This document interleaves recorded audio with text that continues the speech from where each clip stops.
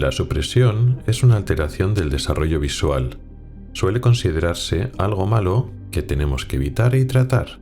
Sin embargo, tiene ventajas y puede convenirnos conservarlo. Este es un tema complejo, incluso para profesionales. Sin embargo, hoy lo entenderás perfectamente. Oculares, el podcast de salud visual con el oftalmólogo Rubén Pascual.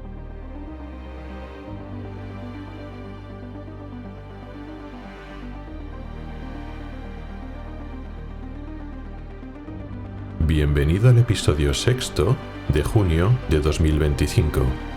Comenzamos.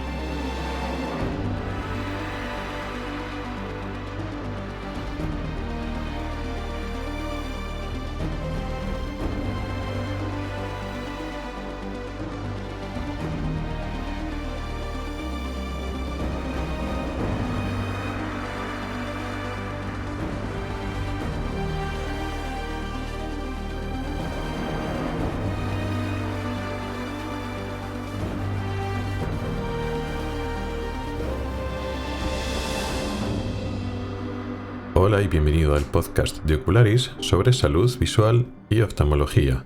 Soy Rubén Pascual, oftalmólogo y divulgador a través de este podcast y del blog ocularis.es. Este es el episodio 6 de la 9ª temporada, correspondiente al mes de junio de 2025. El tema principal de hoy trata de binocularidad, del desarrollo visual en la infancia y las alteraciones que ocurren en este desarrollo y en esta visión binocular, concretamente en una adaptación llamada supresión. Veremos que tiene importantes consecuencias en el propio desarrollo visual, de cada ojo por separado, en el ojo vago, el desarrollo de la binocularidad, de la visión de los dos ojos a la vez, y tiene importantes consecuencias y relaciones con el estrabismo y con la aparición de complicaciones y síntomas indeseados del estrabismo como la visión doble. Pero antes, en la sección de noticias, vamos a hablar de un tratamiento que se utiliza muchísimo en oftalmología, del cual ya hemos hablado, que son las inyecciones intraoculares, intravítreas, de antiangiogénicos, que se usa mucho para una forma de la degeneración macular, la forma húmeda, para diabéticos, para inflamaciones y acúmulo de líquido, edema en la retina, por oclusiones también venosas. Un tratamiento son unas inyecciones dentro del ojo que se usan mucho y su relación con la cirugía de cataratas. Concretamente, un estudio que estudia el riesgo, las complicaciones que se pueden tener cuando operamos de catarata a personas que han recibido varias inyecciones intravítreas. Y por último, en la sección de preguntas de los oyentes, vamos a hablar del melting corneal, una alteración no muy frecuente de la córnea en la cual se produce un daño, una destrucción del tejido corneal que se produce de forma, digamos, indirecta. No es un daño directo de una bacteria o de un traumatismo o de un golpe, sino es una causa indirecta debido a mecanismos que se producen en la propia córnea. Es una respuesta de nuestro propio cuerpo a las agresiones que puede desembocar en un mayor daño a nuestro tejido de la córnea.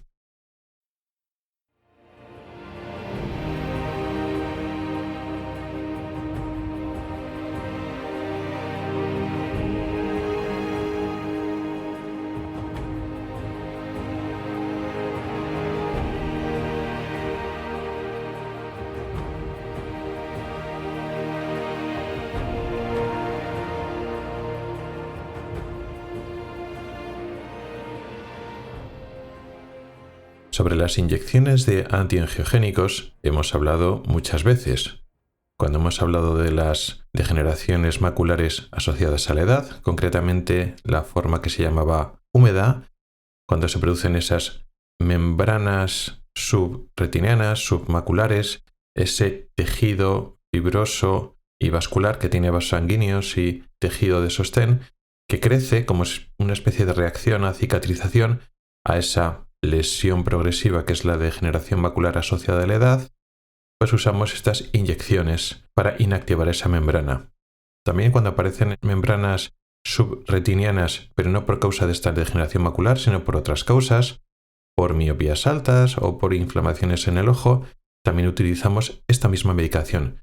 Estas inyecciones de antiangiogénicos, también se llaman anti-VEG, son en principio eficaces, tienen una eficacia variable, pero en principio pueden beneficiarse de esta medicación. Pero no solo sirven para ese crecimiento de ese tejido nuevo, ese tejido fibrovascular bajo la retina, bajo el centro de la retina, bajo la mácula, sino también sirven para inflamaciones, o mejor dicho, para edemas de la mácula, cuando se produce acúmulo de líquido entre las células extracelular en esa área central de la retina, en la mácula.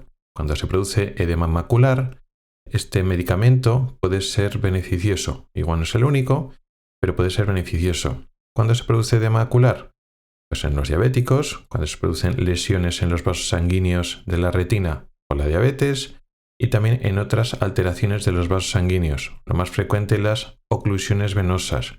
Cuando se atasca una vena en la retina, cuando se produce como un trombo, una de las consecuencias puede ser esa, el edema macular, y eso puede causar, tanto debido a la diabetes como debido a las oclusiones vasculares, eso produce pérdida visual. Y para tratar este edema macular también se puede utilizar estos antiangiogénicos, estas inyecciones en el vítreo. El problema es que no suele servir con una sola, hay que pinchar muchas veces. Al principio hace falta 3 inyecciones, una vez cada mes más o menos, y luego después, posteriormente, depende del resultado, pues hay que seguir pinchando con intervalos más espaciados, o si se reactiva el problema hay que volver a pinchar con más frecuencia, y a veces es un tratamiento crónico y mantenido y hay que seguir pinchando el ojo a esa persona porque después de un tiempo las membranas se vuelven a activar o el edema de la mácula vuelve a aparecer.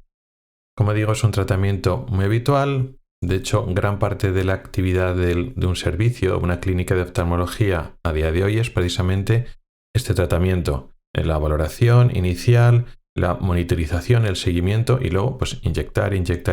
Se inyectan estos medicamentos pues, a muchas personas al día en casi todos los servicios o clínicas de oftalmología.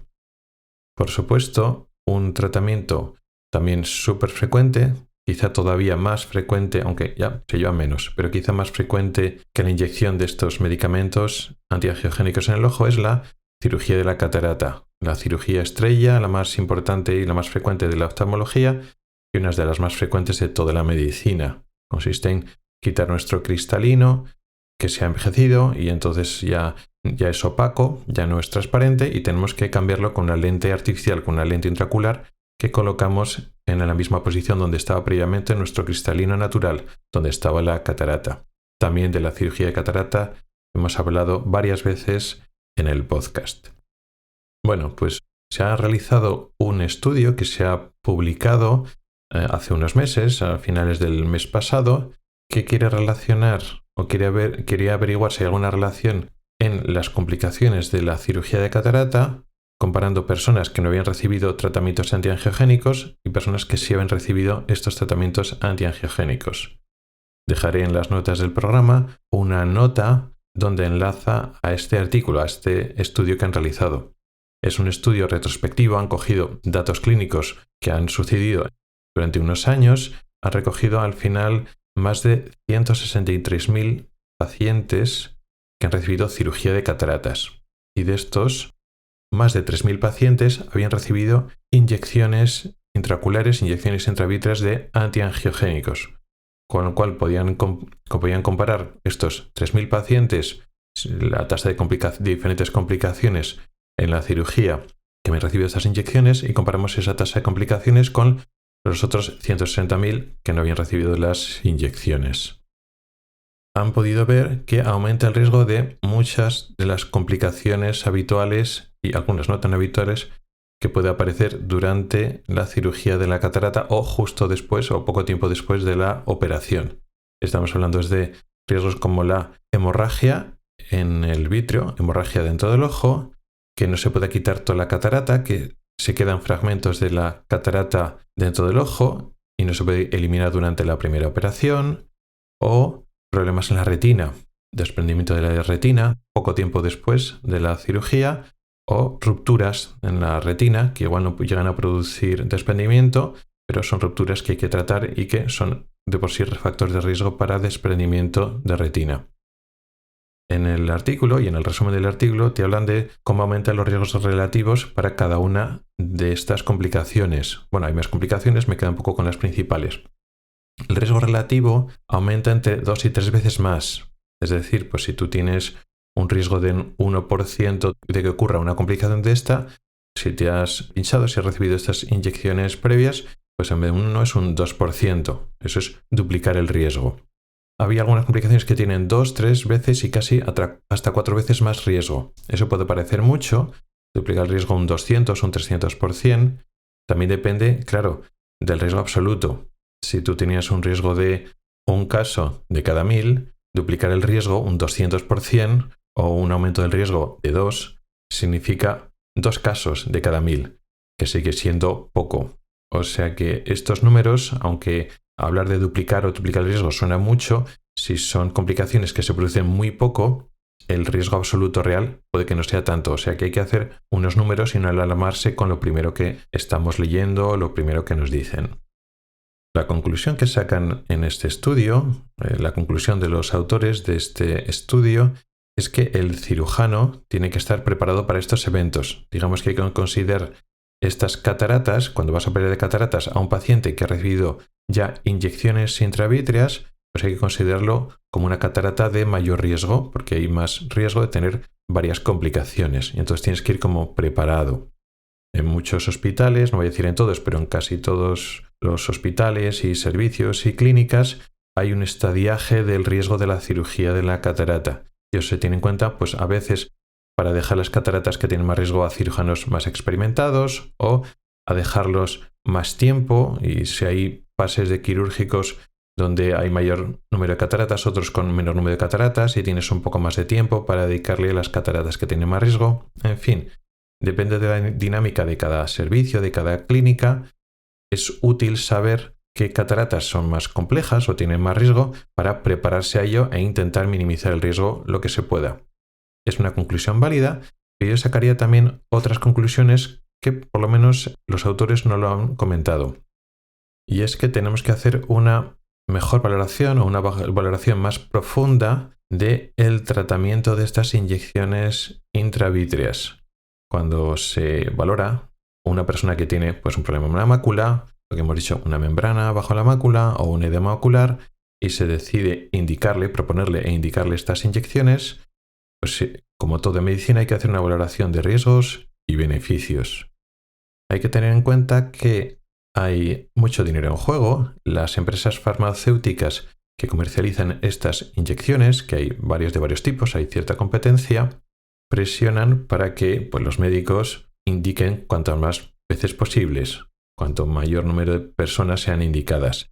Entonces dan formaciones, charlas, ofrecen su versión de la medicina basada en la evidencia, va mezclando, vamos a llamarlo, verdades y estudios científicos con a veces pequeñas manipulaciones o interpretaciones para intentar convencer a los médicos para que le indiquen cuantas más veces posible. A veces no exageran en ese sentido, pero magnifican o ponen en mayor relieve los beneficios que tienen la mejoría visual en una parte de los pacientes, y pues los pacientes que no responden o cuando esa mejoría de visión sobre los papeles o sobre la teoría pues existe, pero es una mejoría discreta o que desaparece y que luego después los pacientes no tienen mejor calidad de vida, eso pues no se tiene tanto en cuenta. A veces dan una visión un poco parcial para intentar ensalzar las bondades de esta medicación y ocultar pues cuando las cosas no van tan bien. Todo en ese esfuerzo para que los oftalmólogos indiquen cuantas más veces inyecciones mejor por un tema económico. Por otra parte, hay tanta carga asistencial, hay tanta presión porque vienen cada vez más pacientes con problemas en la mácula, que bueno, pues tiene este problema, lo diagnosticas y pues enseguida indicas la inyección. Tampoco hay mucho tiempo para hacer mucha discusión, mucha valoración minuciosa e individualizada de los riesgos y los beneficios, o cuando lo has probado unas cuantas veces y no mejora mucho o mejora un poco pero luego se le va esa discusión o planteamiento tranquilo de decir, bueno, pues igual ya lo hemos intentado, no está mejorando, no está funcionando bien, pues paramos ya. Sino, bueno, hay una dinámica, una inercia de tú sigues ahí indicando y siguiendo con el tratamiento. No digo, por supuesto, que siempre sea así. Pues en cada sitio, en cada sección de retina, de mácula, pues lo hacen de la mejor manera que pueden, entonces unos con más éxito, otros con menos éxito. Pero existe ese riesgo de que, por una parte, la presión de las farmacéuticas y por otra parte, la propia presión asistencial y la presión de que tienes que ofrecer algo al paciente para el tratamiento y que tampoco tienes mucho tiempo de hacer esas valoraciones, a veces es difícil. Y cuando se valora riesgo-beneficio de estas inyecciones, se valora pues muchas veces el riesgo de la propia inyección. Pues la propia inyección tiene sus riesgos de hemorragia, desprendimiento de retina, de infección, etc. Pero no se está pensando otros riesgos derivados. Y este es uno de los riesgos que nos tenemos que plantear. Tenemos un paciente que tiene sus cristalinos naturales, que no está todavía operado de cataratas. Tiene un problema en la mácula y tenemos que indicarle esta inyección, o existe la posibilidad de indicarle esta inyección de antiangiogénicos.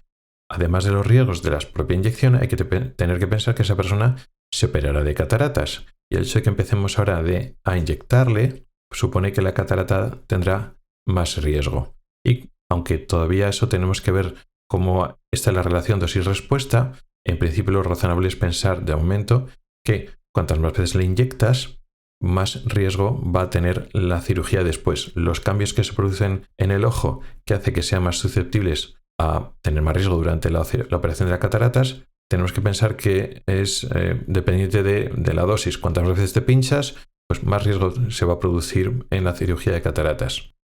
Eso no quiere decir que el riesgo sea muy alto, lo que he dicho al principio.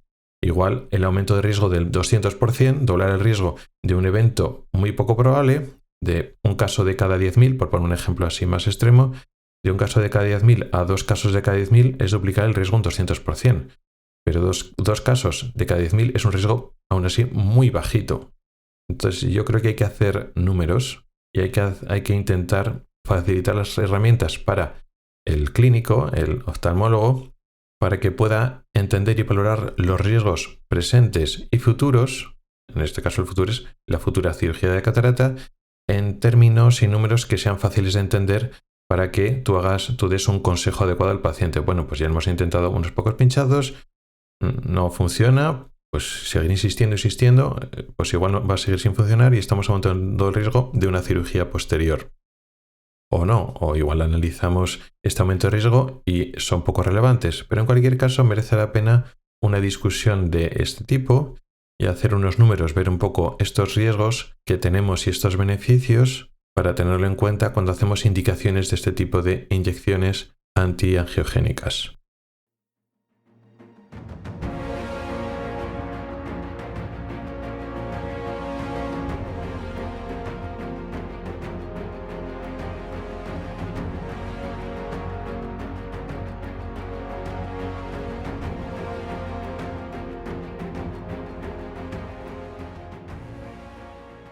Antes de empezar con el tema de hoy, con la supresión, quería hablar de la fotografía, concretamente de la fotografía digital de los móviles. El avance que ha tenido la fotografía que hacemos con nuestros teléfonos móviles ha sido impresionante en los últimos años. De hecho, las fotografías que hacemos a día de hoy con los móviles modernos son muy buenas, no son exactamente comparables con una cámara de fotos profesional buena cuando un profesional de la fotografía realiza imágenes y fotografías, pero actualmente la calidad que dan las imágenes, las fotografías que hacen los móviles es muy superior a la de hace unos años, consigue imágenes muy dignas, muy aceptables, con muy poco esfuerzo. No precisa que el que usa el móvil pues sea un profesional de la fotografía y sepa sobre enfoque, sobre exposición, etc. ¿Cómo lo hace?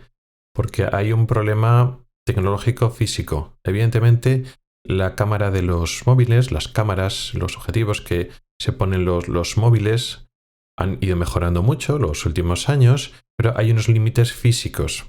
Al final, las cámaras no son capaces de hacer unas proyecciones, enfocar en el sensor que tiene la cámara o el móvil de la misma manera. Un objetivo grande, con su anchura y su grosor, nunca va a poder realizarlo de igual manera que esos pequeños objetivos que tienen los móviles, que son muy estrechos porque los móviles son muy delgados tampoco son muy anchos. La circunferencia, el radio de los objetivos tampoco son muy grandes.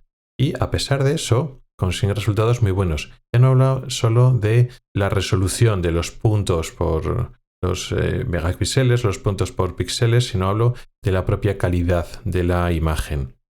¿Y eso cómo lo consiguen? ¿Cómo se consigue vencer o burlar esa realidad física que objetivos, lentes más pequeñas no pueden producir la misma calidad que lentes más grandes? Bueno, pues es una combinación de que efectivamente hay una limitación física de poner objetivos, lentes grandes y largas distancias de enfoque en un objetivo tan pequeño y tan fino como un móvil. Eso se combina, esa es la desventaja, se combina con que los móviles tienen una gran capacidad de procesado, de procesamiento. Y ese procesamiento y esas rutinas y esa programación que hay detrás, ese ordenador, esa capacidad de proceso que gestiona y elabora la imagen, es la que le da esa calidad que no se obtiene directamente con la lente. Hay diferentes estrategias, diferentes algoritmos de procesado que tienen estos móviles, pero yo me voy a centrar en uno que es el que nos va a interesar ahora. Y es que cuando tú le das a tomar una fotografía, muchas veces no toma una fotografía, sino que son varias imágenes las que va a recibir estas CPUs, estos chips que van a procesar no la imagen, sino las imágenes. Pueden ser tecnologías que antes se llamaban HDR, no sé si siguen llamando así, que toman 3 fotografías, una muy expuesta, otra medianamente expuesta y otra poco expuesta. Y entonces trabajan con esas 3 fotografías. En vez de 3 pueden ser varias fotografías que se toman en instantes muy cercanos, casi a la vez. A veces podría ser que si el móvil tiene 2 o 3 lentes, toman una fotografía simultáneamente con varias de esas lentes. Cada lente tiene sus características, una es más angular, otra puede ser más teleobjetivo, zoom, etc. Y se procesan y se mezclan. Sea una misma lente que toma fotografías casi instantáneamente una detrás de otra o varias lentes, el caso es que el cerebro, el chip, la zona donde piensa, vamos a decirlo así, el móvil, no tiene una imagen, sino tiene varias imágenes y las combina. Y lo interesante de todo es que se han mejorado mucho estos algoritmos, estos programas de procesado de imagen, y digamos que sabe, entre comillas, sabe qué partes de las imágenes, qué parte de una imagen está demasiado quemada, demasiado expuesta, demasiado iluminada, o al contrario es demasiado oscura, otra que está mejor, y cómo va combinando diferentes partes de la imagen para conseguir solo una imagen. Luego es más complicado porque puede haber otros procesos más complejos, pero simplificando un poquito, parte del éxito que tienen los móviles, parte del éxito de que hagan tan buenas fotografías siendo las lentes tan limitadas a nivel físico, es precisamente eso. Una imagen que estamos viendo cuando hacemos una fotografía es un collage, es una mezcla de las mejores partes de las diferentes imágenes que toma el móvil. Bueno, ¿y esto qué tiene que ver con el funcionamiento de los ojos, la salud visual y en concreto el tema de hoy, la supresión? Bueno, pues este proceso realmente no lo han inventado los tecnólogos y los ingenieros, o si lo han inventado, es algo que ya la naturaleza lo había inventado. ¿Qué quiero decir? Nosotros los seres humanos, al igual que la gran mayoría de los vertebrados, tenemos 2 ojos. Eso quiere decir que tenemos 2 imágenes. Y en nuestro caso, y el de la mayoría de los animales vertebrados, no todos, pero la mayoría de los animales, solo percibimos conscientemente una imagen. Pero tenemos 2 ojos. ¿Qué es lo que pasa? Bueno, pues que la imagen resultante es una mezcla, es una composición de ambas imágenes. Luego, ¿cómo se realiza esto? Varía muchísimo en función de los animales. Hay muchos animales, sobre todo aves, por poner el ejemplo más fácil, que los ojos se sitúan a los lados de la cara y una gran mayoría de lo que es el campo visual de cada ojo no se solapa con el otro. Es decir, básicamente el ojo izquierdo está situado de forma bastante lateral en la cara, ¿no? En la cabeza del animal.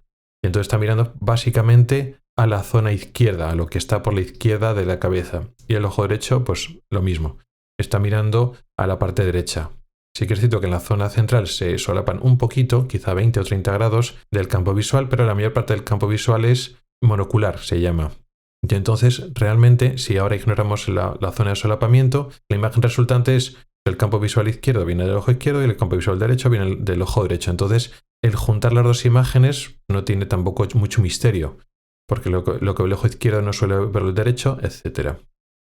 Esto ocurre en las aves. Sin embargo, en otros muchos animales, como por ejemplo los felinos, tigres, leones, guepardos, gatos, o por ejemplo primates, la mayoría de los primates en general, tenemos los ojos enfocados al frente.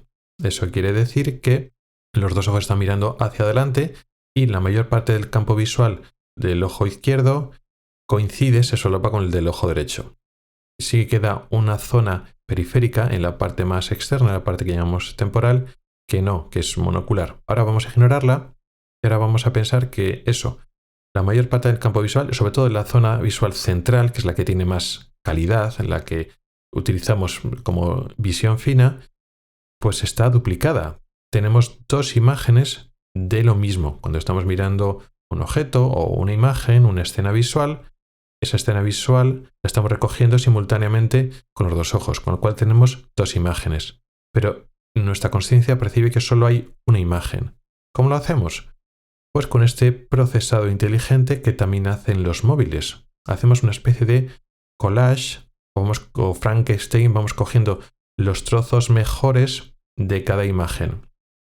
Realmente es más complejo en el cerebro y también en los móviles, realmente, porque muchas veces el procesado es una fusión de ambas imágenes. Podríamos pensar, bueno, pero si las imágenes van a ser exactamente las mismas, qué tontería, ¿no? Eso no hay nada que procesar porque una zona concreta del campo visual del ojo izquierdo que se corresponde a la misma zona del ojo derecho, si están los dos ojos bien enfocados y mirando al mismo punto, pues tienen que ser, son objetos correspondientes y zonas del campo visual correspondientes, la imagen será la misma. Sí, casi siempre será la misma y la imagen que se verá será exactamente igual o con pequeñitas diferencias. Pero puede haber esas diferencias y esas pequeñas diferencias son la clave.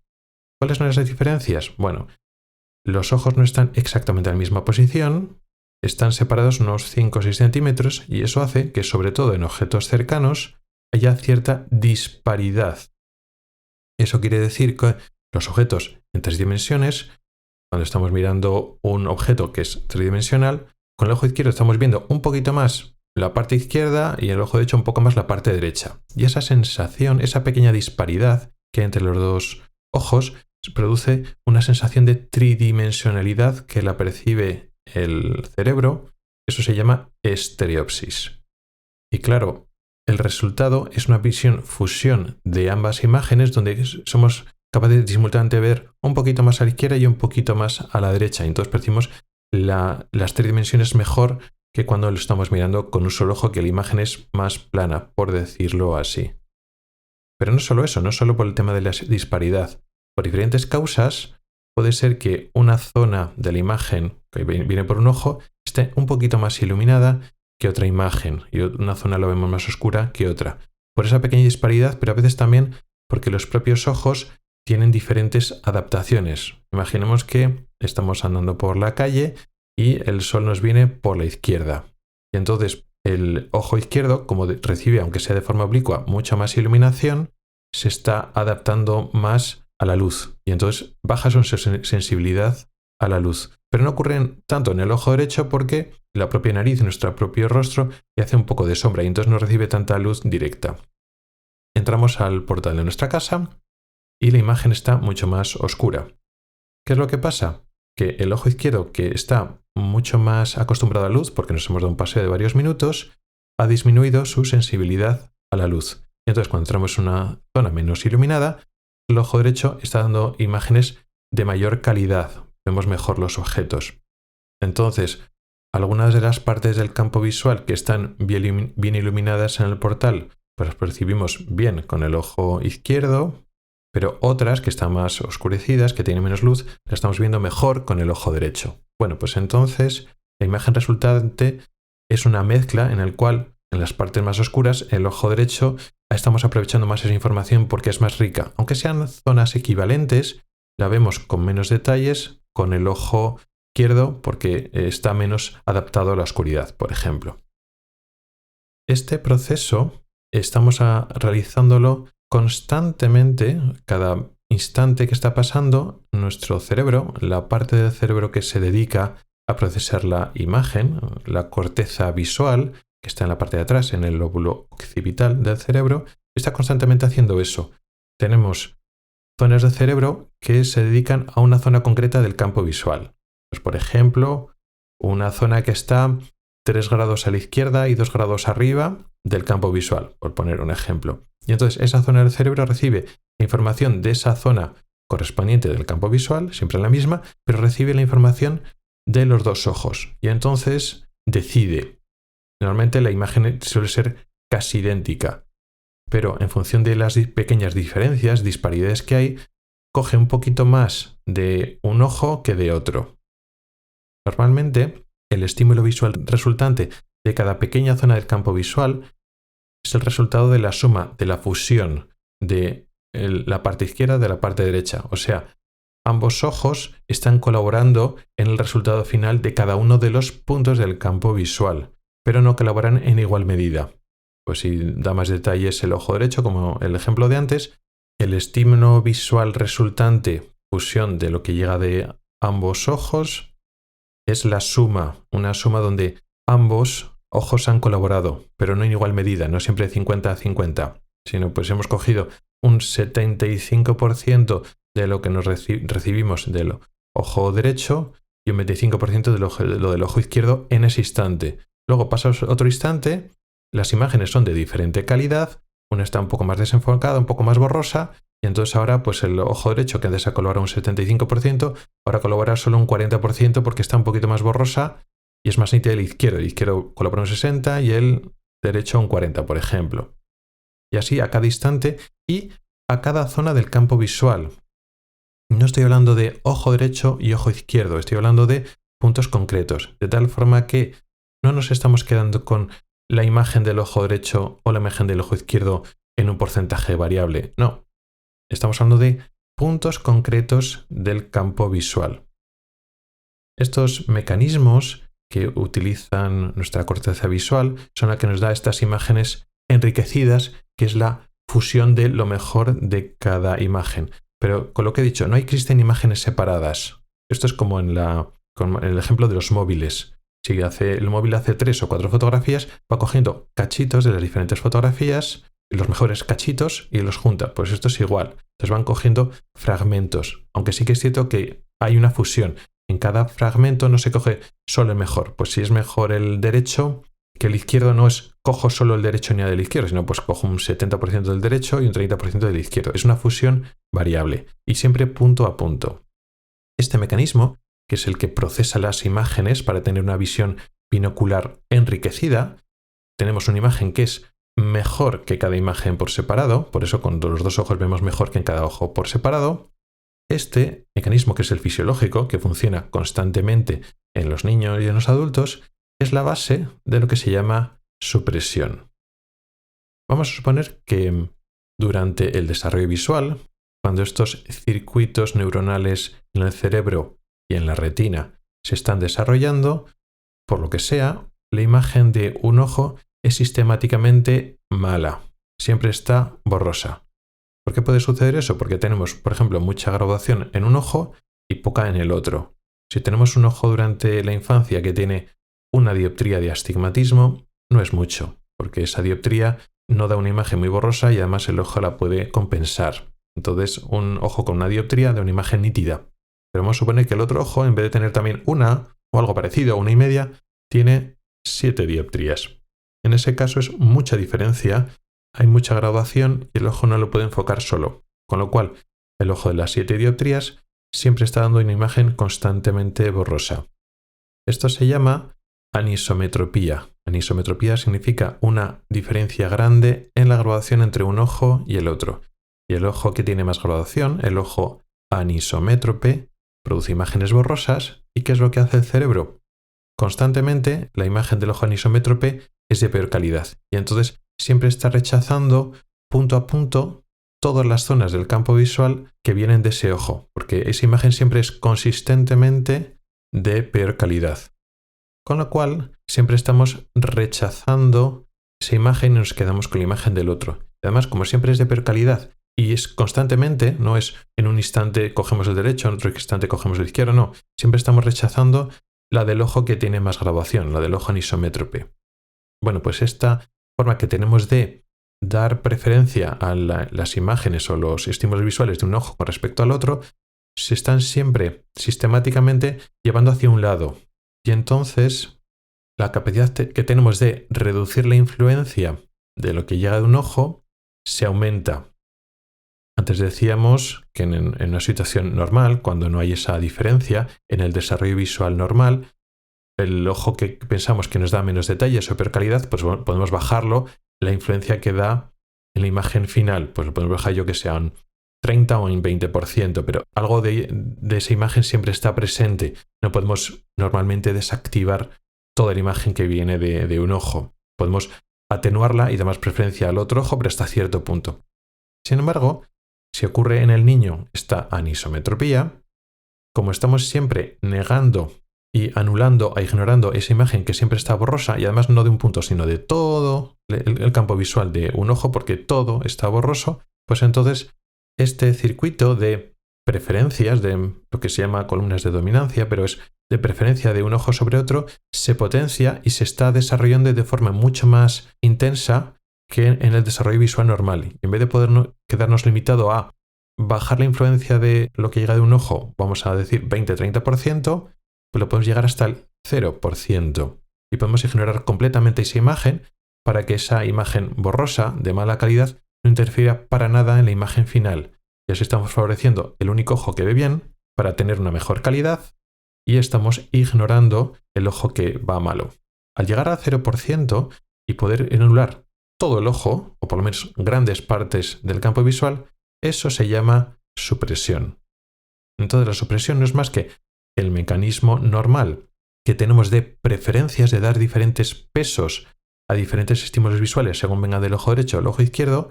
Cuando ese sistema de preferencia visual se maximiza y se optimiza para llegar al 0% y poder anular la información que viene de un ojo, y no solo de un punto, sino de zonas grandes o incluso de todo el ojo, eso se llama supresión.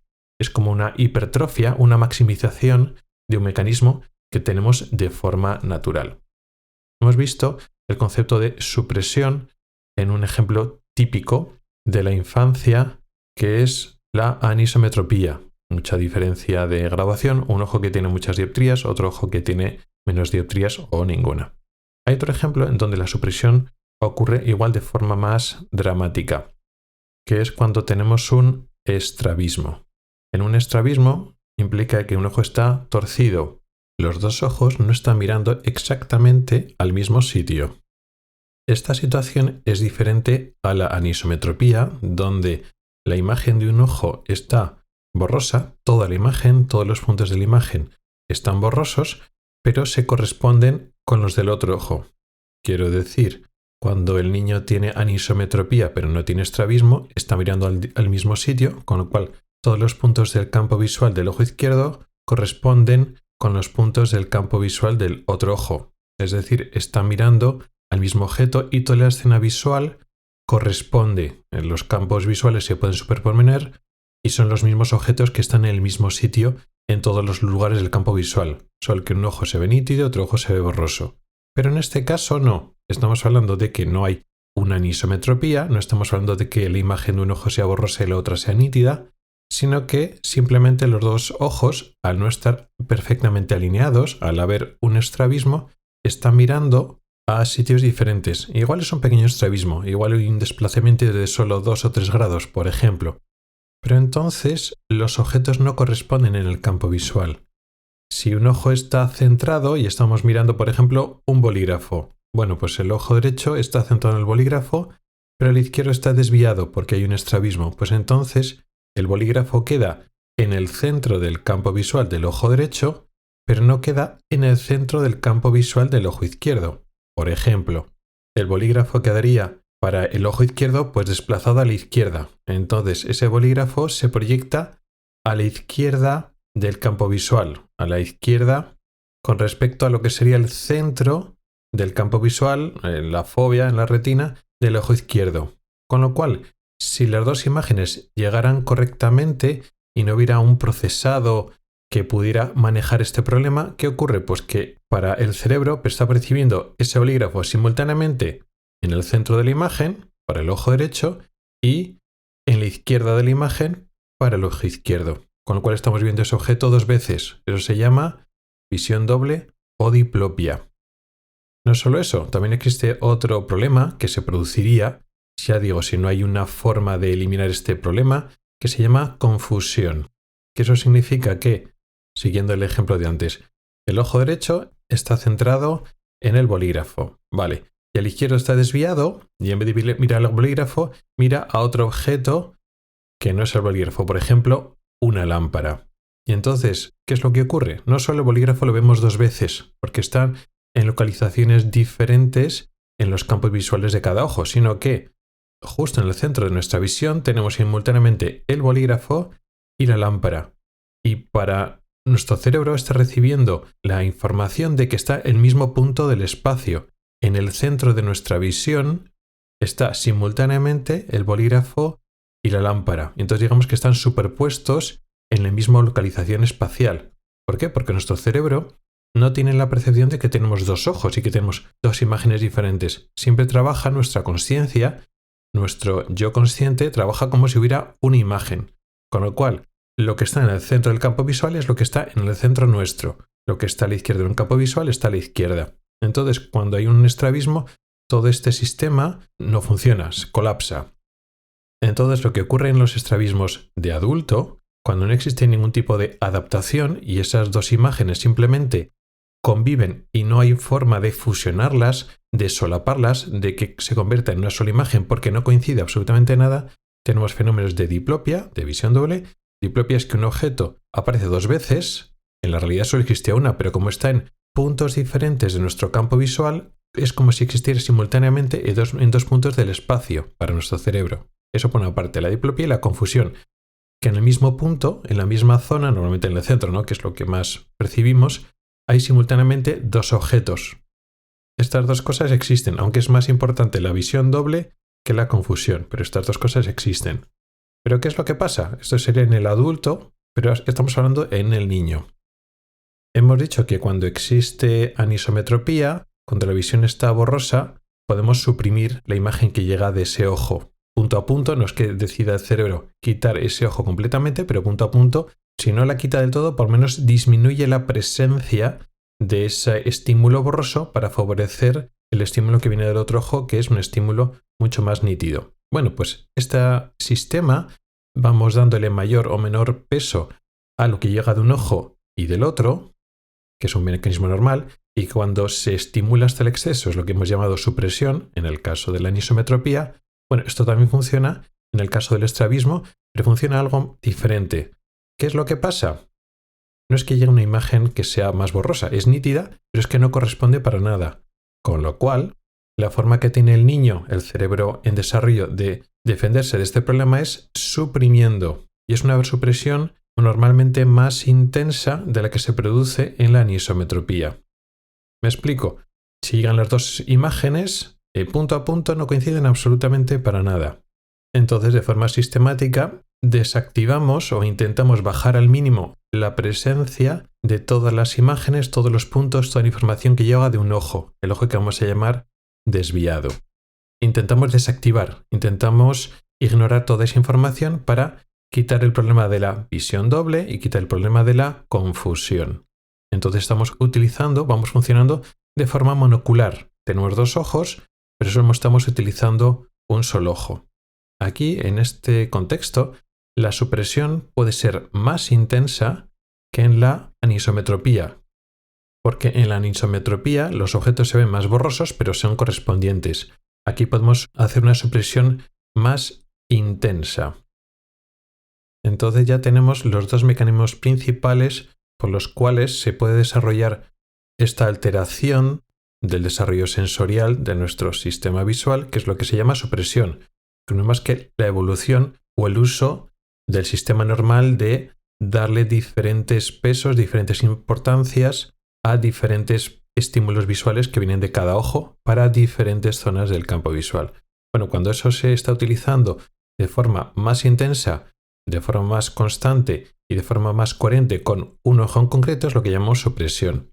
Y vemos que la supresión es parecida en la anisometropía y en el estrabismo, aunque luego después puede haber diferencias que luego profundizaremos un poquito más. ¿Cuál es el problema principal de la supresión? Un problema menos importante es que cuando ocurre supresión se inhibe el procesamiento de la visión binocular. Aparte de conseguir una imagen, que es la fusión de las dos imágenes, con información de ambos ojos, para conseguir una imagen fusión de las dos de mejor calidad, también existe lo que se llama binocularidad. Y lo hemos hablado un poquito antes de lo que es esa estereopsis, por ejemplo. La binocularidad tiene alguna otra particularidad más, pero por simplificar, una buena visión binocular nos permite una mejor percepción de las tres dimensiones, sobre todo en objetos cercanos. En objetos muy lejanos, esta estereopsis no es tan importante. Entonces, claro, cuando hay una supresión así más o menos activa, como estamos anulando de forma más o menos activa o intensa toda la visión que viene de un solo ojo, en ese momento producir estereopsis es muy difícil, porque para que se produzca estereopsis necesitamos la información de ambos ojos para ver esas pequeñas disparidades, esos giros, que está el objeto más girado en un ojo que en el otro ojo, esa sensación de tridimensionalidad. Necesitamos comparar la información de un ojo con el otro. Si estamos ignorando la información de un solo ojo, evidentemente no podemos hacer estereopsis. Aquí, en este momento, tenemos que hacer un alto y señalar que aquí hay mucha mala información. Efectivamente, la supresión está interfiriendo en la estereopsis en ese momento, en el momento en el que existe supresión.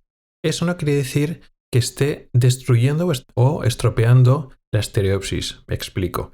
La estereopsis, como mecanismo cerebral, como mecanismo neurológico, se desarrolla al principio, en el bebé. En el primer año y medio de vida es donde se desarrolla la mayor parte de la estereopsis.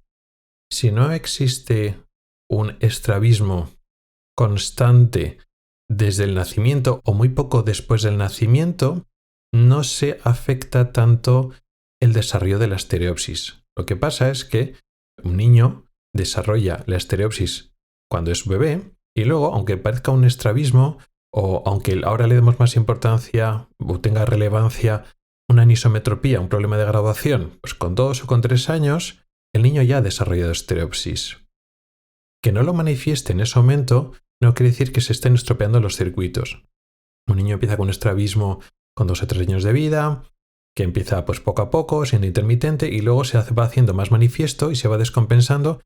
Y, por ejemplo, con 6-7 años está muy descompensado y está una gran parte del tiempo, la mayor parte del día, por ejemplo, está suprimiendo un ojo, con lo cual no está manifestando, no está llevando a cabo la estereopsis. Entonces estamos midiendo la estereopsis en ese niño y efectivamente la estereopsis es muy mala y ha ido empeorando esos test de cuando hacíamos pues hace 6 meses o hace un año la revisión.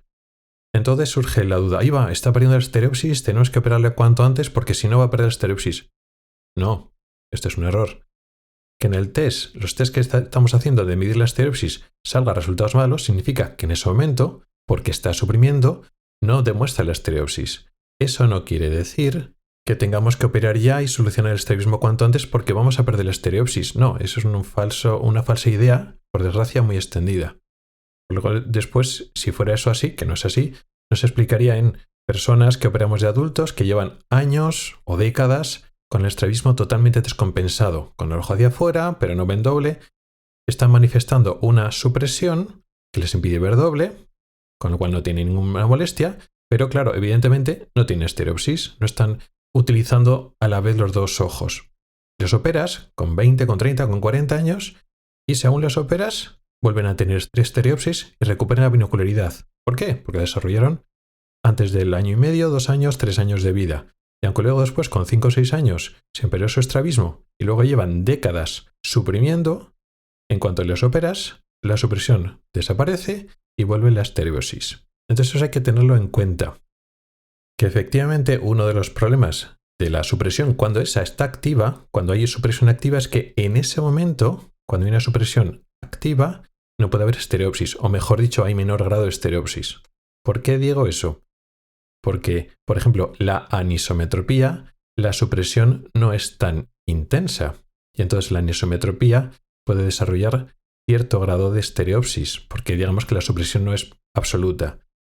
En el estrabismo, sin embargo, sí que se produce una supresión más intensa en ese momento, y entonces la estereopsis normalmente es 0. No es así, hay excepciones, pero bueno, por simplificar.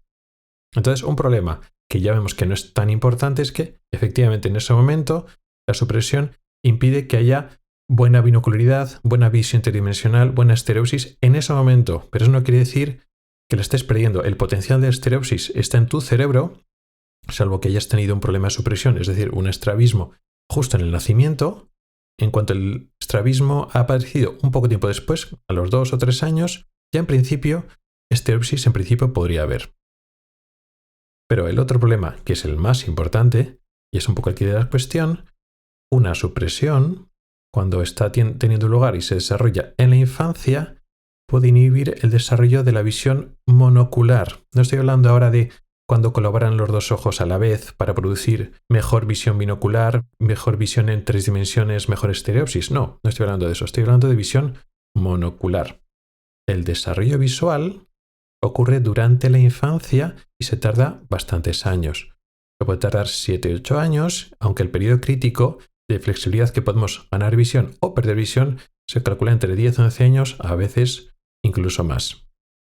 Para que se produzca este desarrollo visual, para que las neuronas de nuestra retina, de nuestra mácula y las neuronas de nuestro cerebro aprendan a procesar la imagen y aprendan a ver, para que tengamos buena agudeza visual, se requiere un aprendizaje. Se requiere que estas neuronas que están a lo largo de todo nuestro sistema visual, en el cerebro, pero también en el ojo, en la retina, tienen que especializarse, tienen que aprender a ver, tienen que estar años con experiencias visuales, con estímulos visuales nítidos que lleguen a la retina y a su vez que esos estímulos sean procesados a lo largo de toda la vía visual.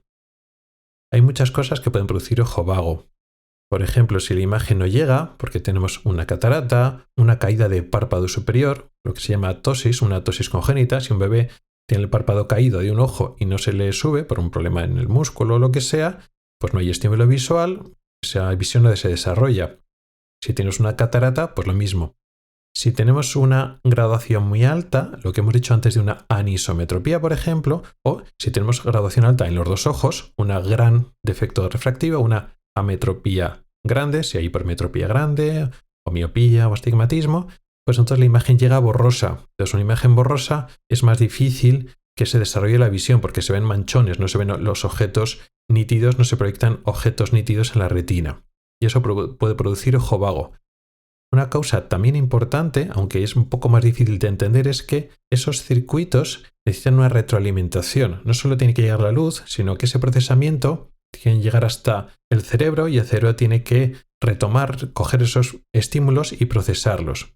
Con lo cual, si existe supresión, estamos frenando esos estímulos, estamos ignorándolos, con lo cual estamos impidiendo el desarrollo visual. Por ejemplo, en una anisometropía, cuando un ojo tiene mucha graduación y el otro poca, hay 2 mecanismos que pueden producir ojo vago, ambliopía. La propia visión borrosa, la imagen llega borrosa a la retina, pero además se produce una supresión, porque como el cerebro le interesa ignorar esa visión borrosa, esa imagen borrosa y se enfoca en la visión del otro ojo, esa supresión colabora también a la ambliopía, al ojo vago. Por lo tanto, en la anisometropía hay esos 2 mecanismos. Por otra parte, la supresión en esta anisometropía no es completa, no es tan intensa como en el caso del estrabismo. La anisometropía es una causa muy frecuente de ojo vago, de problema de desarrollo visual en ese ojo que tiene muchas dioptrías.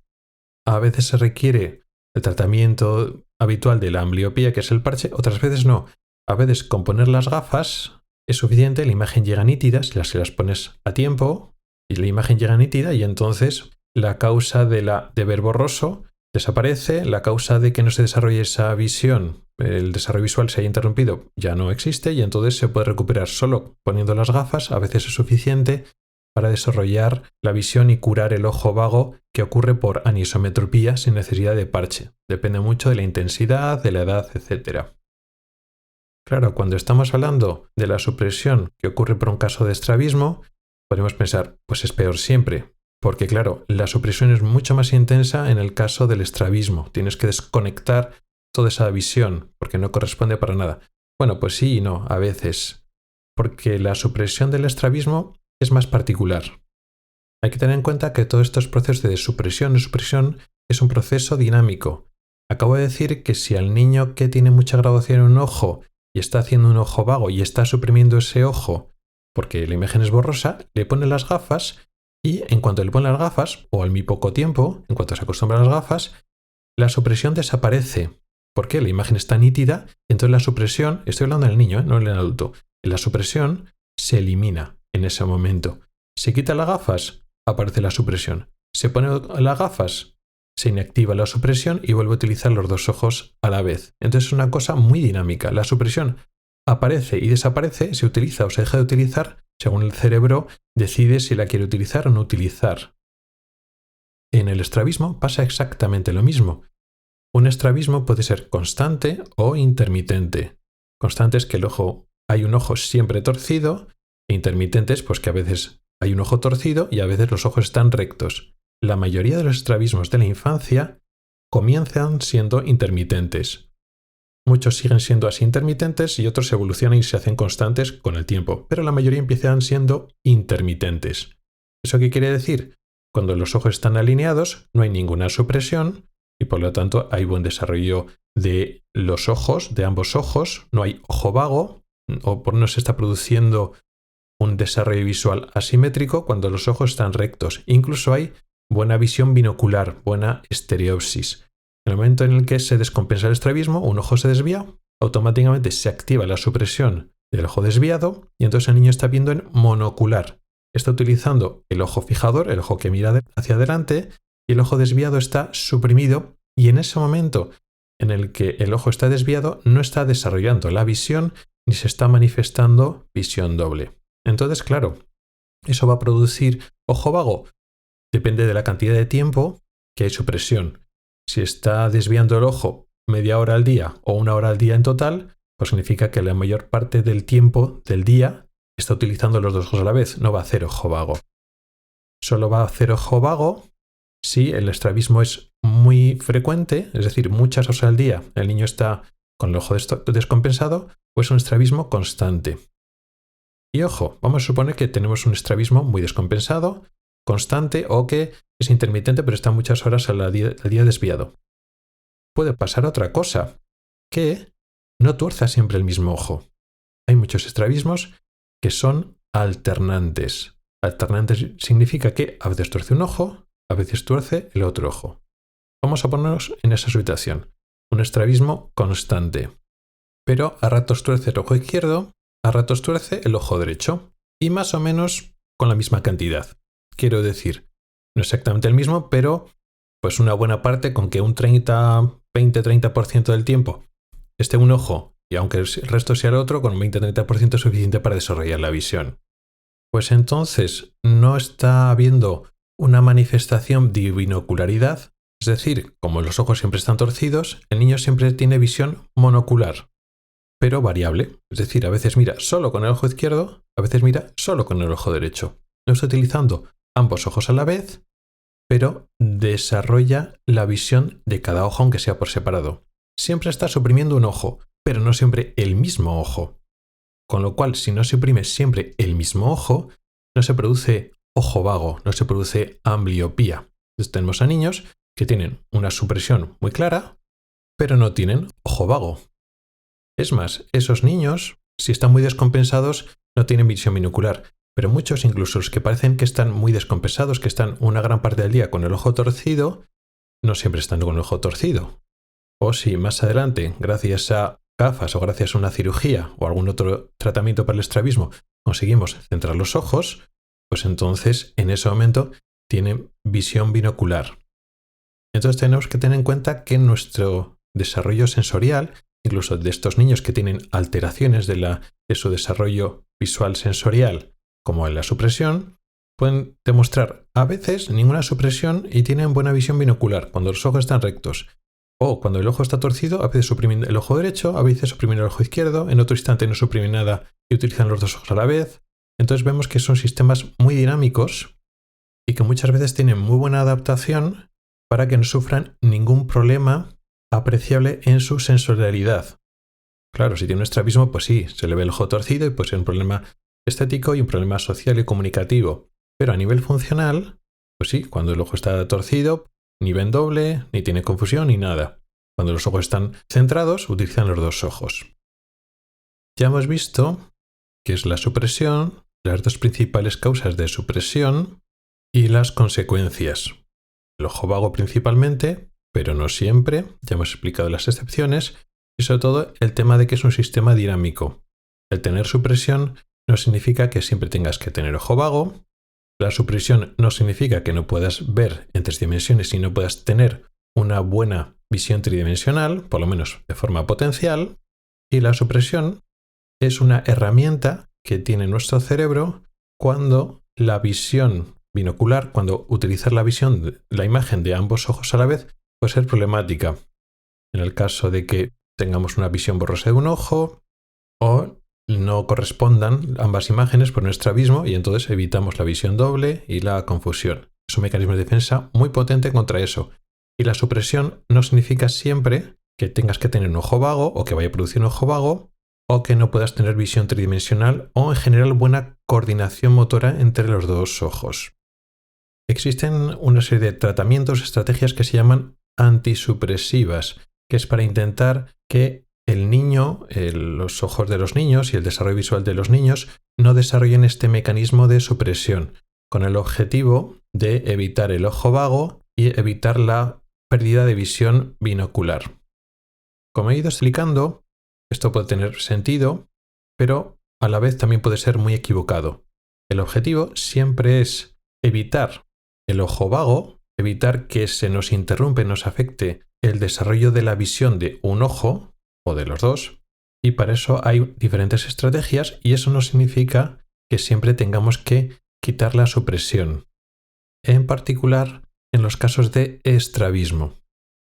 Conservar la supresión en los casos de estrabismo es muy útil porque siempre va a ser un mecanismo de protección contra la visión doble y nuevamente también a veces se entiende que si desarrolla mucha supresión entonces va a perder la coordinación motora. No, eso es si se produce ojo vago. Es decir, si un ojo que está torcido y está desviado pierde mucha visión, un ojo cuando ve muy mal, luego es muy difícil de alinearlo. Incluso después de una operación, un ojo que está viendo tiene muy mala visión, por ejemplo, por ese ojo vago, pues a veces no se alinea bien. O después de una operación lo alineas y no tiende a quedarse bien alineado, sino que tiende a torcerse otra vez. Pero eso no es por la supresión, es por la mala visión, por el ojo vago.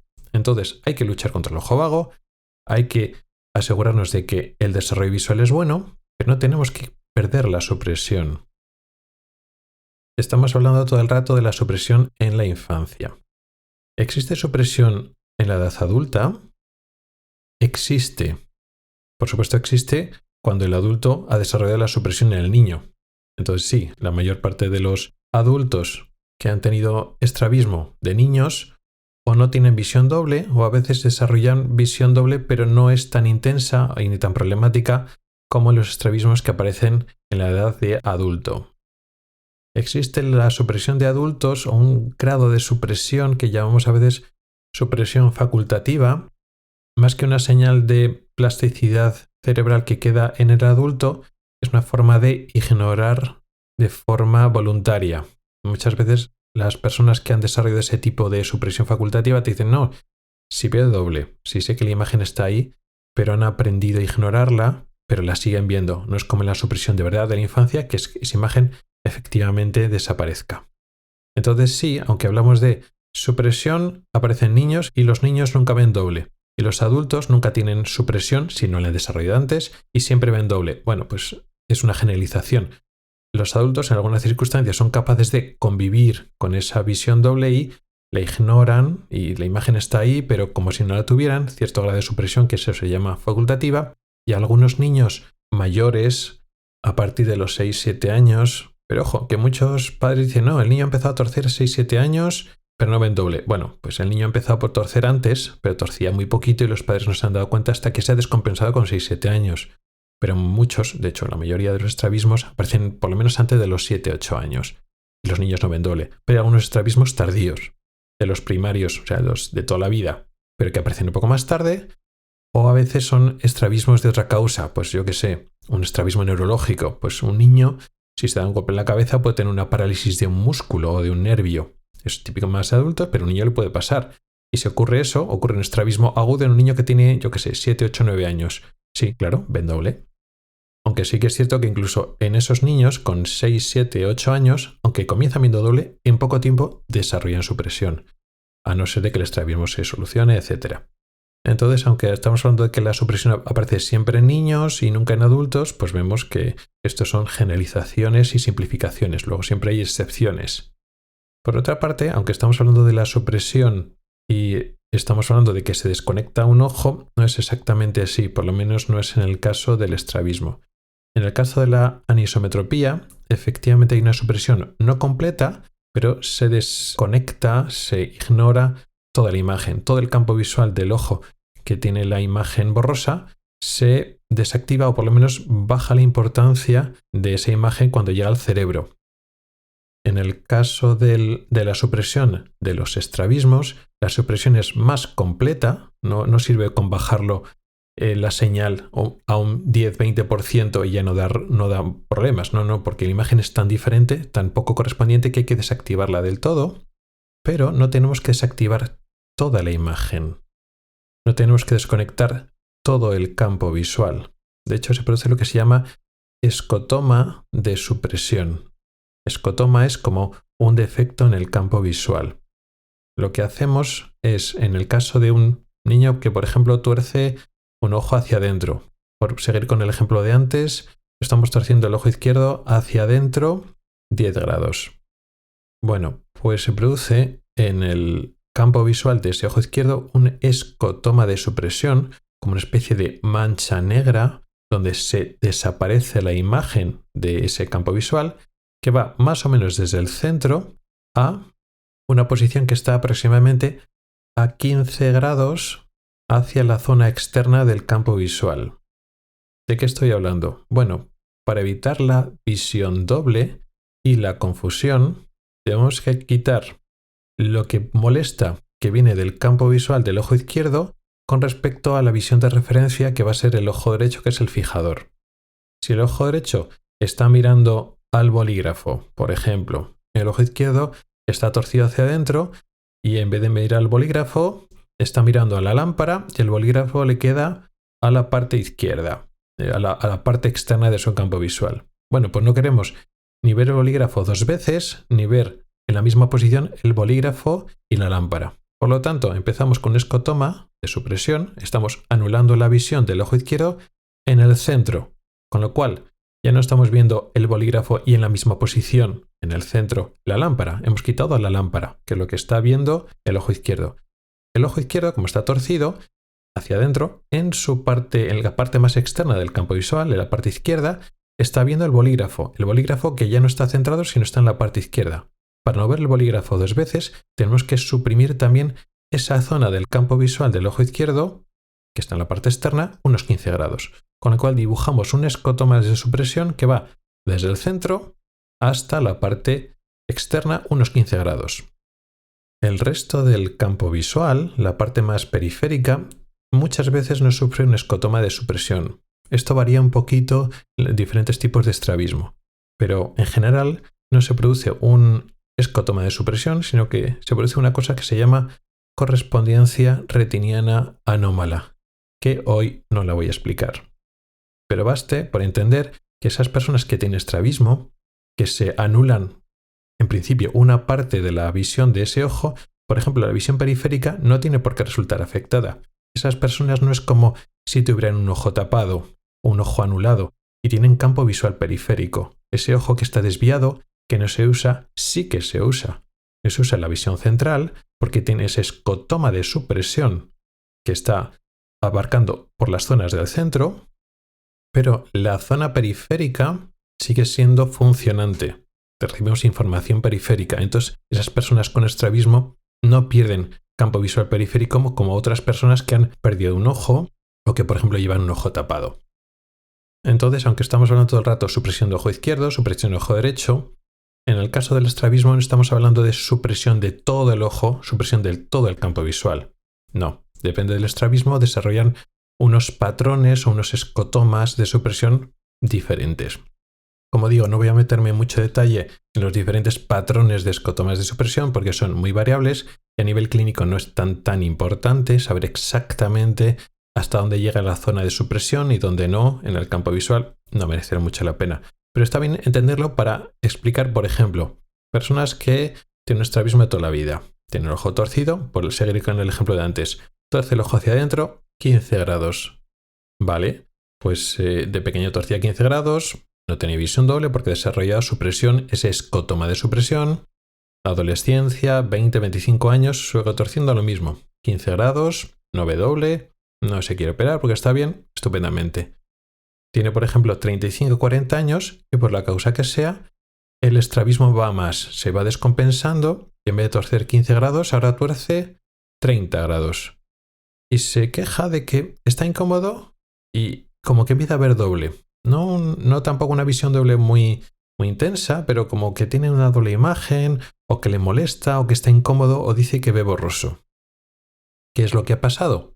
Bueno, durante la infancia ha desarrollado una supresión del ojo izquierdo, que es el desviado, que es el que tuerce todo el rato. Vale. Pero ha desarrollado no una supresión del ojo completo, ha desarrollado un escotoma de supresión que va desde el centro a 15 grados hacia afuera. ¿Vale? Mientras el estrabismo haya sido 15 grados, significa que la zona central del ojo derecho cae dentro del escotoma de supresión del ojo izquierdo, queda a 15 grados. Pero al desviarse más el ojo izquierdo, ahora está a 30 grados, la imagen central del otro ojo queda fuera del escotoma de supresión. Ya no está a 15, sino se ha ido más lejos todavía. Ahora pilla a 30 grados. Y entonces ahora sí que puede ver doble. No exactamente, porque lo que digo, queda cierta capacidad de supresión. El escotoma de supresión no es una línea estricta.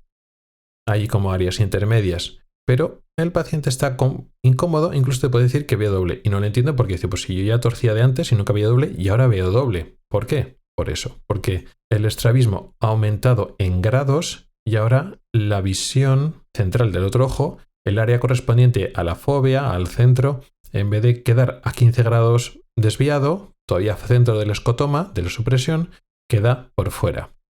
Entonces, por ejemplo, sería un buen motivo para operar en ese momento. Estoy hablando todo el rato de escotomas, de pérdidas de campo visual, pero nos puede llevar a error. No es que esa retina esté funcionando o que ese ojo no tenga esa capacidad de ver. Si estamos hablando de un estrabismo que es intermitente, en cuanto los ojos se alinean, ese escotoma de supresión desaparece y volvemos a recuperar la visión binocular normal y corriente. O incluso en el estrabismo constante, pues un ojo siempre está desviado y entonces esas zonas centrales del campo visual, ese escotoma de supresión, pues está siempre activo. Pero nos tapamos el ojo bueno y automáticamente el ojo malo instantáneamente vuelve a ver perfectamente. O sea, el escotoma de supresión desaparece. O sea que esta supresión, como digo, es una cosa dinámica, no es que esté desactivando el ojo de forma definitiva. Eso nos quita visión monocular. Si no existe esa dinámica de que el cerebro está utilizando los dos ojos, en cuanto tapamos la visión del ojo director, del ojo con el que solemos utilizar, el ojo que tenía el escotoma por el estrabismo o por la anisometropía, por lo que sea, automáticamente vuelve a funcionar con total normalidad, con lo cual lo del escotoma y la pérdida de visión y lo de desactivar la visión de un ojo es muy dinámica. Por eso digo que la supresión evidentemente puede traer consecuencias en el niño, en el ojo en desarrollo, sobre todo la ambliopía, sobre todo el ojo vago, y eso es lo que tenemos que concentrarnos, que no produzca ojo vago, pero la supresión es como darle superpoderes al adulto.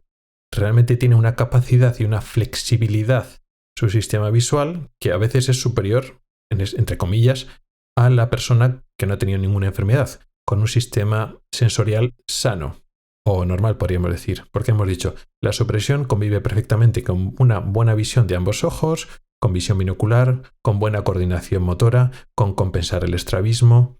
Simplemente la supresión nos defiende de los problemas que puede suceder de un desalineamiento de los ojos o de otras alteraciones en las cuales juntar las dos imágenes y tener una buena visión binocular. Entonces, la supresión, como comentaba, es un mecanismo que se puede desarrollar y que en muchas ocasiones nos interesa conservar.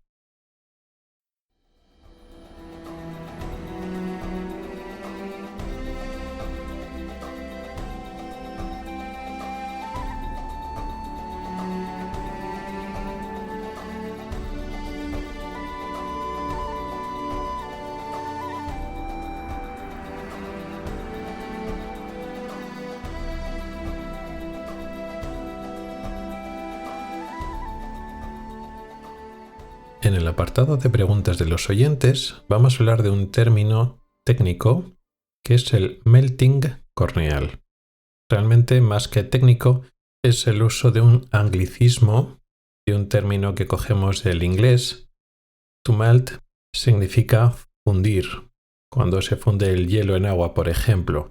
Entonces, melting es un aspecto en el cual no es que la córnea o un tejido se esté fundiendo, sino que se está reblandeciendo y deshaciendo. Es una forma de describir un tipo de destrucción de tejido, de destrucción tisular. Lo característico de esta destrucción tisular es que no viene directamente por una agresión directamente externa. Por ejemplo, si tenemos un traumatismo, un golpe, un corte, algo que ha dañado nuestra córnea y eso ha producido una destrucción del tejido. Pues una herida, una pérdida de sustancia, pérdida de tejido, o el propio golpe o un cuerpo extraño que ha cortado o dañado la córnea de alguna manera. Bueno, pues es una destrucción típica de eso. O cuando se produce una infección, la propia infección, las propias bacterias se están comiendo, deshaciendo, rompiendo ese tejido de la córnea. El absceso, el acúmulo de bacterias y pus, pues se hace en un hueco y ese hueco se está apareciendo a expensas del tejido. Entonces destruyen el tejido. Las propias bacterias tienen una acción destructiva con el tejido. Eso lo entendemos y esa propia destrucción o desaparición del tejido no tiene un nombre tan particular. Pues bueno, pues la acción directa de ese agente externo, sea una bacteria, sea un cuerpo extraño, sea un traumatismo, en el cual daña y perdemos tejido a causa de ese agente externo. Sin embargo, el melting corneal es una acción indirecta o es una acción de nuestro propio cuerpo. El melting corneal implica la respuesta de una acción inflamatoria sobre el tejido de la córnea. A veces es difícil de entender cómo afecta la inflamación a la córnea porque la córnea no tiene vasos sanguíneos, es un tejido avascular. Por lo tanto, no hay mayor irrigación de sangre como ocurre en la inflamación en el resto del tejido del organismo. No hay un enrojecimiento, por supuesto hay un enrojecimiento del ojo, de la conjuntiva o de la esclera o de vasos sanguíneos que están cerca o alrededor de la córnea. Y puede haber células inflamatorias y otros signos de inflamación en zonas alrededor como en la cámara anterior. Pero claro, la propia córnea no tiene vasos sanguíneos, en principio, y a veces es difícil de entender cómo funciona la inflamación porque pues juega otras reglas. Pero aunque no haya vasos sanguíneos en la córnea, sí que vienen células inflamatorias. Esas células inflamatorias pueden producir diferentes efectos en la córnea. Hay que tener en cuenta que no toda inflamación corneal produce melting corneal. Son las inflamaciones más destructivas por diferentes causas.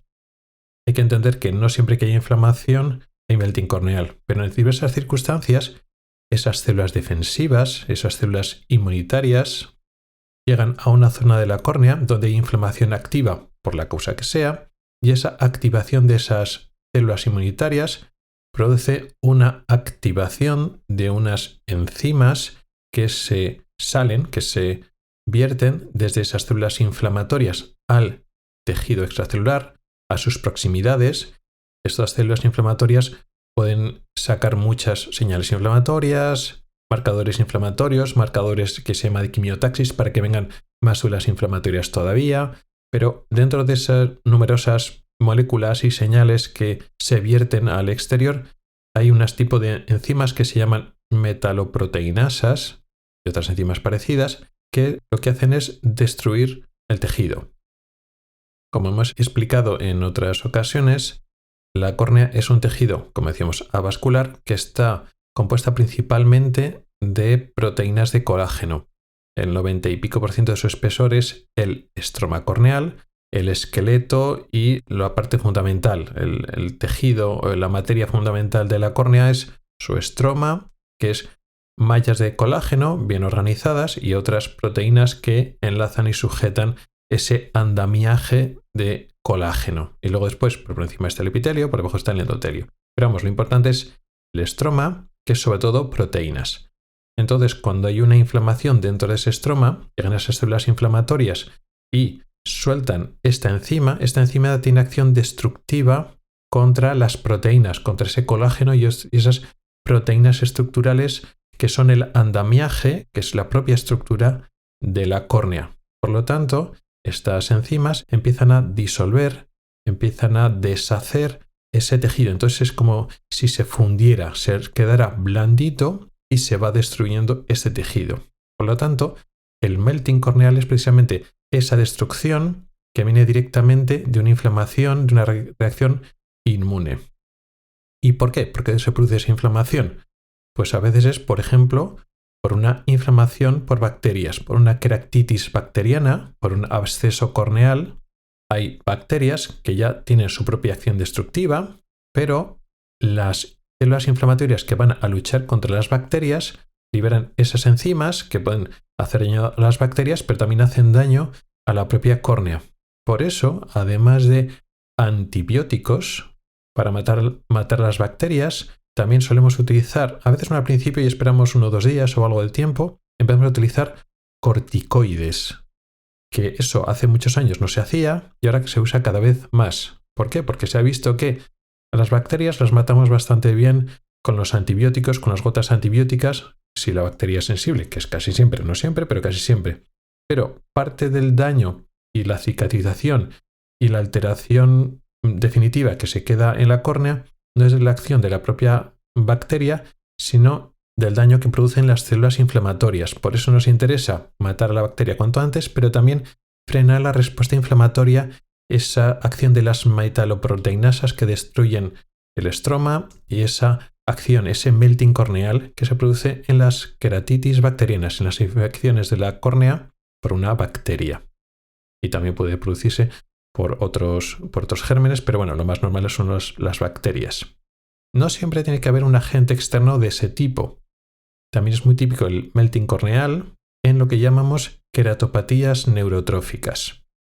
Aquí sería un poco largo de explicar esta enfermedad, es lo que se llama queratopatía. Antes se llama queratitis neurotróficas, casi es mejor llamarlo queratopatía neurotrófica, pero hay un problema muchas veces en los arcos neurológicos, en los arcos nerviosos, en los reflejos nerviosos que vienen de la córnea y que producen lágrima. Muchas veces la queratitis neurotrófica se relaciona con un ojo seco moderado o grave, pero la propia recuperación, la regeneración del tejido corneal está mediado por estímulos nerviosos y cuando hay un problema en los arcos nerviosos, en la aferencia de los nervios que llevan información, si eso se ve interrumpido, no se regenera bien y se producen ulceraciones crónicas.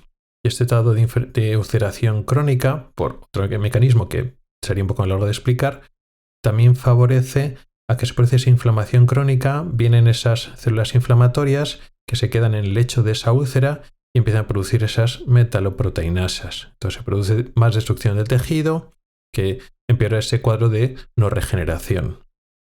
Y por supuesto, como estamos hablando de enfermedades donde el problema es que hay una excesiva respuesta inmune, enfermedades autoinmunes también pueden producir melting corneal. Enfermedades reumatológicas. Algunas úlceras corneales secundarias a enfermedad reumatoide, algunas enfermedades como la escleritis necrotizante, ese nombre que significa una inflamación de la esclera, de lo blanco del ojo, y se produce eso, necrosis, es muerte de tejido y es una enfermedad autoinmune.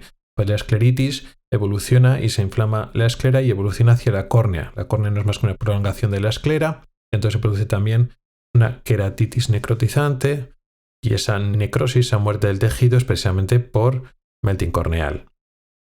O sea que enfermedades autoinmunes que hacen que nuestras defensas vengan a diferentes tejidos y lo inflamen y lo dañen, pues puede ir a muchos sitios, pues a las articulaciones lo más típico, pero también puede ir, por ejemplo, a la córnea. Y en casos muy severos puede producir melting corneal. O sea que enfermedades autoinmunes, enfermedades crónicas donde la córnea no se puede regenerar bien, como la queratopatía neurotrófica, y luego agentes más directos que producen una inflamación, vamos a llamarla lógica y esperable, como un absceso, unas bacterias, una infección por bacterias, y esa reacción de las propias defensas, que también es lógica que aparezca, producen un daño que es lo que llamamos melting corneal. ¿Cómo lo tratamos? Pues ya lo he adelantado, corticoides antiinflamatorios para que esas células autoinmunes no suelten esas enzimas que destruyen el tejido. El melting evoluciona a cicatrizaciones y se desorganizan esas proteínas, ese colágeno, y cuando hay un daño grande no vuelve a regenerar y se queda transparente. Pueden quedar cicatrices corneales y opacidades irreversibles. Incluso el estroma se puede adelgazar y en casos más extremos, si no estamos controlando bien, pues se puede llegar a perforar el ojo. Si se va adelgazando y deshaciendo el tejido, puede llegar a perforarse la córnea por un punto. Por eso el melting corneal es una cosa importante de prevenir y de tratar.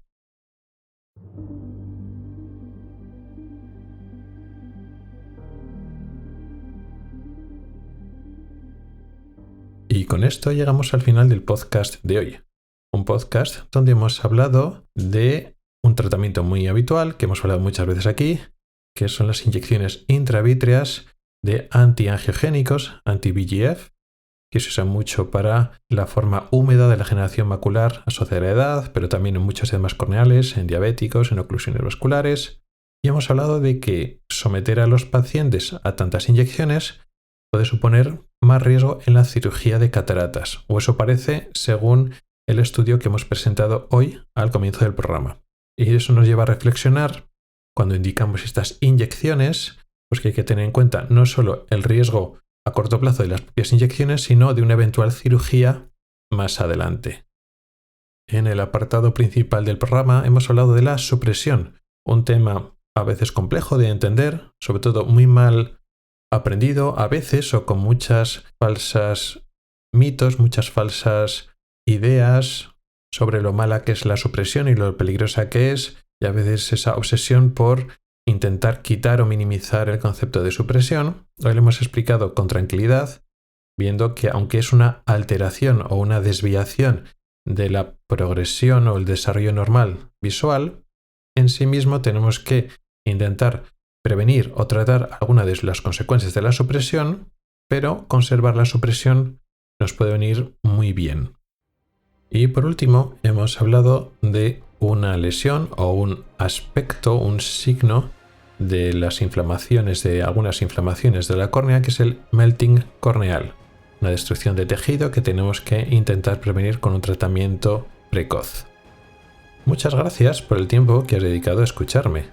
Recuerda que puedes contactar conmigo para proponer temas para próximos episodios, tanto temas largos para desarrollar como dudas y preguntas más cortas.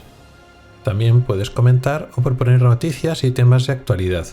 Puedes escribirme a través de mi correo electrónico, que es ocularis@ocularis.es. También puedes hacerlo a través de Telegram, X, Mastodon o LinkedIn. En las notas del programa están todas las formas para contactar conmigo y participar. Ahí también encontrarás enlaces, artículos del blog y episodios del podcast relacionados con el tema de hoy. Hasta el próximo episodio.